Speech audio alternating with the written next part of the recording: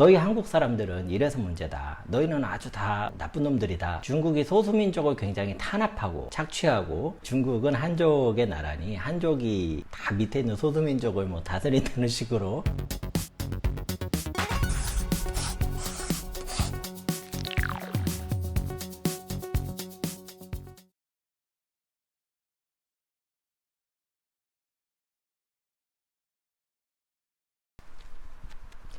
안녕하세요. 중국 현지의 보다 객관적인 상황을 최대한 합리적으로 전달드리고자 노력하는 다문화 가정의 차코페페입니다. 먼저 5초만 시간을 내서 구독과 좋아요를 부탁드리겠습니다.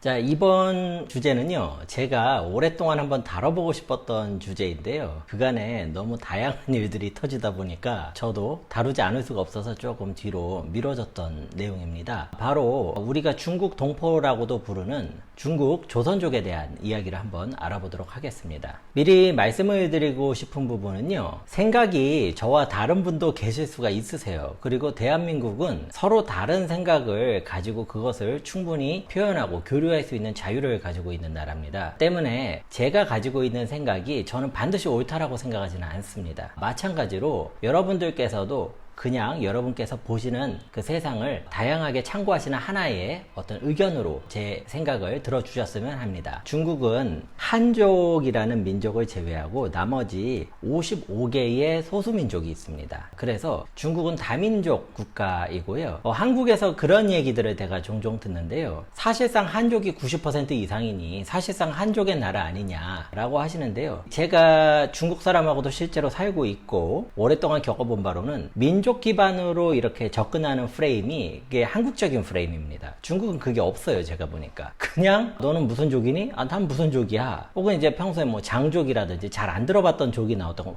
와 신기하다 뭐 이 정도에서 끝납니다. 그 이상 뭐 더 이상 진행되는 거는 거의 본 적이 없어요. 일부 내용들 특히 이제 반중적인 내용을 많이 다루는 데에서는 중국이 소수민족을 굉장히 탄압하고 착취하고 그것 때문에 그들이 뭐 독립을 하고 싶은데 뭐 중국의 그 독재 정치 때문에 그런 거를 못한다는 식으로 묘사가 되는데요. 주로 이제 중국 서쪽 이런 지역에서 일어나고 있다고 보도를 많이 합니다. 제가 실제로 가봐서 가고 본 것은 아니에요. 가서 본 것이 아니기 때문에 제가 그런 얘기를 들었다 그런 생각도 있다 정도로만 알고 있는데 일단 적어도 제가 20년 넘게 겪어오기로는 그런 거는 저는 본 적이 없습니다. 제가 접해보지는 못했었고요. 마찬가지로 한국에서도 그런 것을 실제로 본인이 현장에서 접해보시지 않았는데 그저 어떤 뉴스나 SNS의 내용만을 가지고 마치 사실인 것처럼 전달하시는 것은 조금 우리한테는 조금 민감할 수가 있다. 특히 이제 중국과 같이 살고 있는 한국인으로서는 그런 부분에 대해서 조금 유의할 필요가 있다. 이런 생각도 좀 전달을 드립니다. 조선족은요, 제가 지금 인터넷 바이두로 찾아봤더니 인구가 약 190만 명 정도 된다고 나옵니다. 이러면은 중국의 55개의 소수민족 중에서 약 14위 정도 인구 규모로요 14위 정도를 하고 있는데요. 제가 같은 민족이라서 그런지는 모르겠는데 중국 내에서 조선족들이 하는 그런 어떤 결과들이나 업적들을 보면은요 정말로 감탄밖에 나오지가 않습니다. 어떻게 이렇게 두각이 확 뛰어날 정도로 잘할 수가 있는가 이런 생각이 들 정도로 조선족은 아마 민족 기준으로만 놓고 보면은 결과가 가장 뛰어나지 않을까. 뭐 모든 분야에서 굉장히 탁월한 업적들을 보여주고 있어요. 그럼에도 불구하고 우리 사회에서는 굉장히 일부 조선족을 과대 해석을 해가지고 모든 조선족이 그렇다는 식으로 이해를 하는 게 너무 많습니다. 그래서 제가 그 부분에 대해서 생각을 좀 전달을 드리려고 합니다. 일단은 제가 요거부터 한번 말씀을 드릴게요. 제가 이런 생각이 강한 분들하고 얘기를 하면은 참 얘기 진행하기가 어려운 부분인데 이런 게 있어요. 마치 그 원나라 시대의 중국에 몽고족이 막 여러 민족들을 다 자기가 다스리잖아요. 청나라 때는 그 여진족, 만주에 있던 여진족들이 또 많은 중국인들을 다스리잖아요. 물론 이제 그 안에는 굉장히 유화책도 많고 여러 가지가 있었지만 근데 이제 지금 프레임이 뭐냐면 이런 거예요. 중국은 한족의 나라니 한족이 다 밑에 있는 소수민족을 뭐 다스린다는 식으로 그렇게 이해를 하시는 분도 계시던데 일단 상식적으로 인구가 90%가 넘는 사람들이 인구 10%도 안 되는 사람들을 다스려가지고 그거는 이제 이 피라미드 구조가 안 나오잖아요. 그러니까 그것은 제가 봤을 때는 조금 과하다. 이 영상 보시는 여러분도 그거는 조금 말이 안 된다는 걸 아마 아실 것 같고요. 중국이라는 나라가 제가 알면 알수록 한국하고 너무 다릅니다.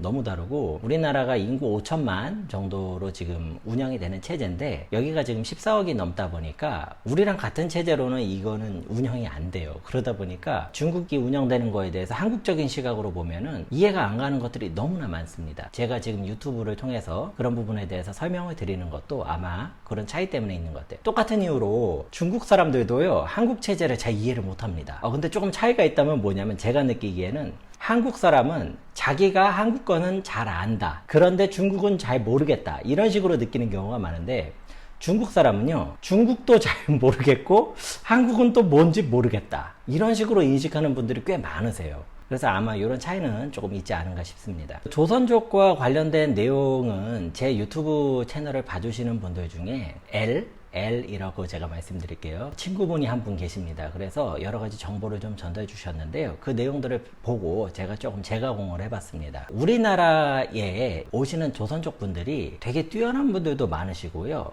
문제가 많은 분들도 계십니다. 근데 이거는요, 한국 사람이 해외에 나가도 똑같습니다, 여러분. 한국 사람 중에 중국에 와서요, 정말로 나쁜 짓 하는 사람 많습니다. 그리고 그런 걸로 뭐 중국 사람들 사기를 친다든지 범죄에 연루가 되는 분들이 여러분 되게 많습니다. 그런데 만약에 중국 사람들이 그 사람들을 콕 찍어가지고 너희 한국 사람들은 이래서 문제다, 너희는 아주 다 나쁜 놈들이다, 이렇게 얘기하는 거는 제가 한 번도 본 적이 없습니다. 그런 측면에서 우리가 조선족 동포분들에 대해서 가지고 있는 시각이 굉장히 좀 왜곡됐다라는 생각이 있어요. 일단은 중국 조선족 분들이 전체적으로 어떻게 구성이 되어 있는지를 한번 적어도 제가 이해하는 정도 내에서 설명을 드리겠습니다. 첫 번째 그룹은요, 중국 체제 내에서도 최고 수준의 엘리트에 해당하는 분들이 계십니다. 이거는 중국 한족들 입장에서도 도달할 수 없는 위치인데 거기까지 도달한 분들이 계세요. 예를 들어서 중국 과학원의 강경산 원사님, 그리고 중국 공정원의 김흥광 원사님, 그리고 현재 주 일본 대사로 있는 공현우 대사님, 이런 분들은요, 조선족 출신인데도 중국 사회 기준으로도 너무나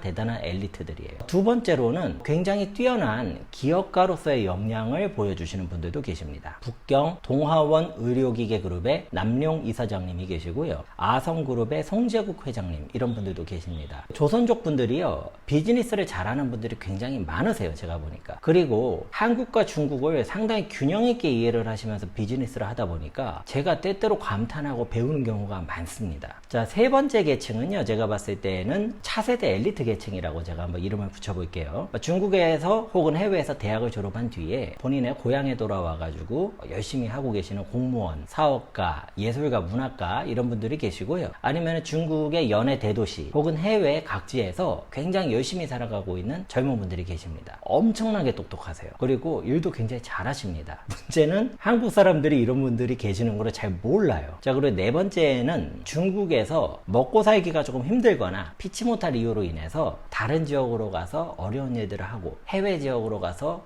막 몸으로 하는 그런 일을 하면서 힘겹게 살아가는 분들이 계십니다. 제가 보기에는 한국 분들이 가장 많이 접촉하는 분들이 바로 이 네 번째 분들이 아니신가, 그런 생각이 있습니다. 마지막으로는 다섯 번째, 본인의 현실적인 이유 때문에 고향에 남아서 농사를 지어야만 하는 조선족 노인분들, 어린이 계층, 이런 분들이 또 계십니다. 여기는 이제 한국 사람들이 별로 접할 일이 없겠죠.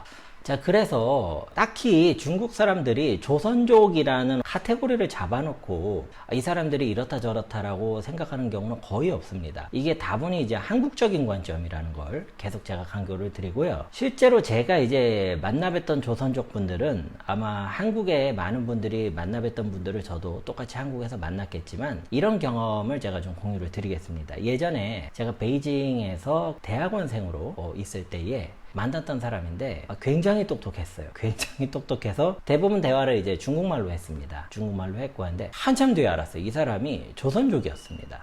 조선족인데 갑자기 이제 조선말을 하니까 이 느낌이 확 다른 거예요. 그래서 이게 조금 있구나. 근데 중국어가 훨씬 더 유창하고 전혀 눈치를 못 채겠더라고요. 제가 만약에 중국의 조선족이다, 근데 한국 사람을 만난다, 근데 제가 굉장히 능력이 뛰어나고 자신감이 있다 그러면 저 같으면은 한국말로 얘기 안 할 것 같습니다. 그냥 영어로 하든지 중국말로 하든지. 왜냐면 한국 사람들이 선입관이 강하거든요. 이러면서 만나뵀던 분들도 계세요. 제가 이제 한국의 대기업에서 일을 할 때에 조선족 분인데 한국 대기업에 이제 입사를 하신 분들도 계셨어요. 굉장히 똑똑한 분들이세요. 굉장히 똑똑한 분들이고 일도 잘 하십니다. 뭐 한국적인 뭐 문화 감각 이런 거까지 똑같이 요구를 하는 거는 좀 과하죠. 그거는 이제 한국 사람한테 요청해야 되는 건데. 그래서 굉장히 뛰어난 분들이 많이 계셨다. 그런데 한국에서 굉장히 좀 왜곡된 시각으로 보고 있는 게 있다. 이런 부분을 조금 공유를 드렸습니다. 예, 그래서 제가 조선족에 대한 조선족 특집이라고 할 수 있겠죠. 그런 식으로 한번 영상을 구상을 해서 계속해서 업로드를 하려고 하고요. 이어서는 제가 실제로 겪었던 조선족 분들과 관련된 사례들을 한번 소개를 드리겠습니다. 제 영상 보시는 한국 분들이 아마 대부분 조선족 분들을 한국에서 만나셨을 것 같아요. 그런데 그게 아니라 제가 중국 현지에서 만났던 조선족 분들에 대해서 한번 소개를 드리겠습니다. 실제 사례 중심으로요. 그 다음에는 한국 사람들이 왜 조선족 동포분들에 대해서 자주 오해를 하게 될까? 그 이유에 대해서 제가 생각한 거를 한번 공유를 드리겠습니다. 마지막으로는 제가 한국인 유튜버 그리고 다문화 가정의 남편으로서 중국의 조선족 동포분들에게 드리고 싶은 말씀들을 좀 정리를 해보겠습니다. 조선족 분들과 관련된 내용이기 때문에 혹시 제 영상에서 이런 내용 꼭 다뤄줬으면 좋겠다 라고 생각하시는 내용이 있다면 그 댓글에 알려주시면은요 저희가 연락하는 방법을 통해 가지고 그 내용을 한번 반영을 하도록 그렇게 노력을 하겠습니다. 일단 저도 제게 주어진 범위 내에서는 한번 열심히 준비를 해서 이번 영상 준비하겠습니다. 시청해주셔서 감사합니다.